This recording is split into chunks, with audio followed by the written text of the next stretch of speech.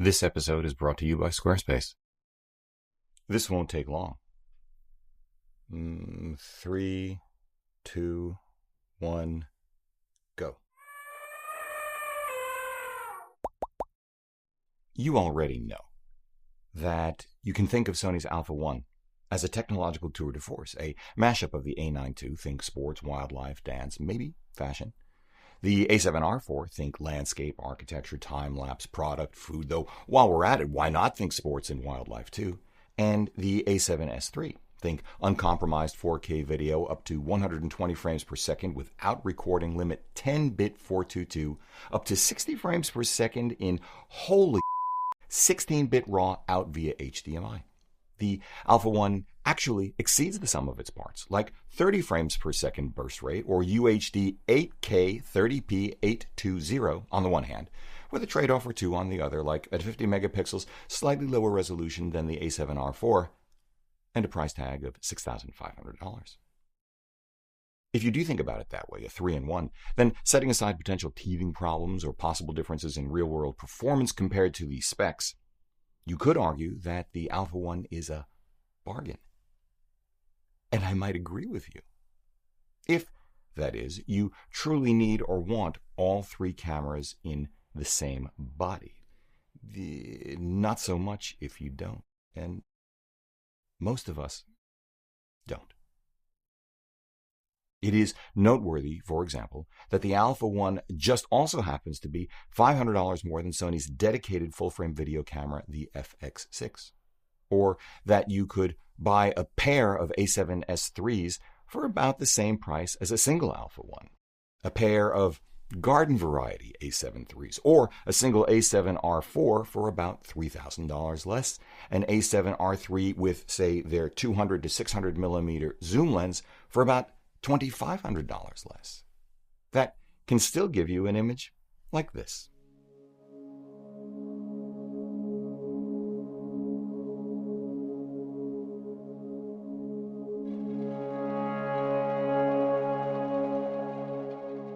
But you could also argue that the Alpha 1 is a 50 megapixel medium format camera with a much wider and less expensive lens selection than, and just happens to also have IBIS, nosebleed higher autofocus and video performance, burst rates and EVF resolution than, with the same stills resolution in the same price bracket as a Hasselblad X1D2 or 907X50C. You could argue that the Alpha 1 is essentially a lower resolution Fujifilm GFX 100S with a much wider, more comparably priced lens selection, and again, nosebleed higher autofocus and video performance, burst rates, and EVF resolution in the same price bracket. A slightly more expensive Leica SL2 with a much wider, significantly less expensive lens selection, and once more with feeling now, nosebleed higher autofocus and video performance and burst rates and EVF resolution, again with the same stills resolution. Or a Canon R5 that doesn't overheat. But okay, for $2,600 more. In the end, however, with those specs at that price, the Alpha 1 is just two things really. First, assuming that it does in fact have the best autofocus Sony has ever produced. I'd guess it does. The best color science Sony has ever put on board a hybrid.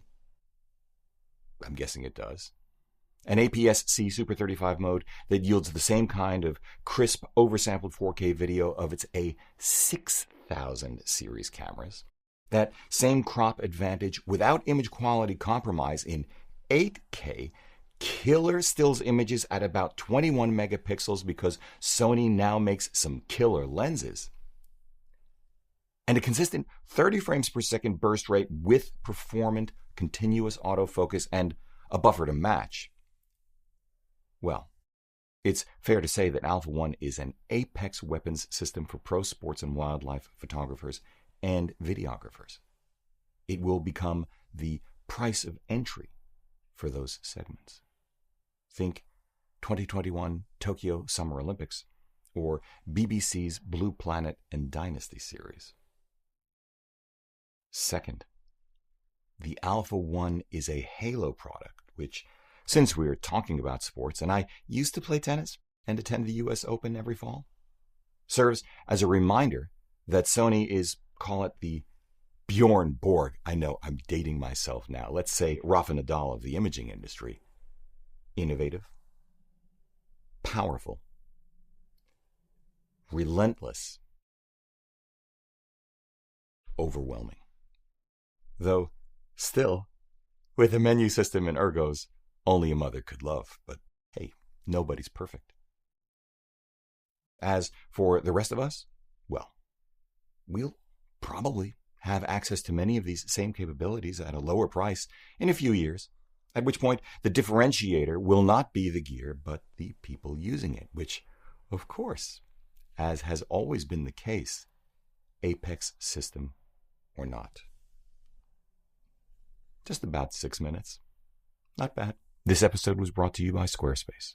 From custom domains to beautiful websites using their easily customizable templates that you can have up and running in minutes, e-commerce, email and email marketing, SEO, analytics, and scheduling, Squarespace does it all and has done it for us for the last 6 years.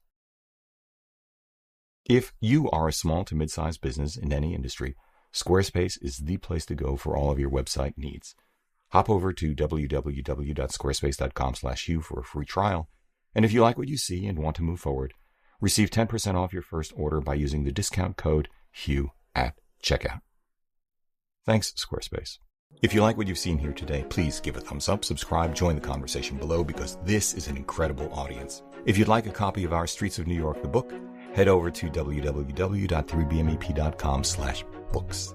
If you'd like to schedule a one-on-one video session with me for a portfolio review, explore or hone your artistic voice, select gear, and more, sign up at www.3bmep.com/booking. Finally, consider supporting our work by using our no-cost-to-you affiliate links down below, picking up some official Three Blind Men and an Elephant swag at 3bmep.threadless.com, sending coffee money via PayPal, or best of all, join us as a patron over at Patreon. However you choose to support us, as always, we thank you for it.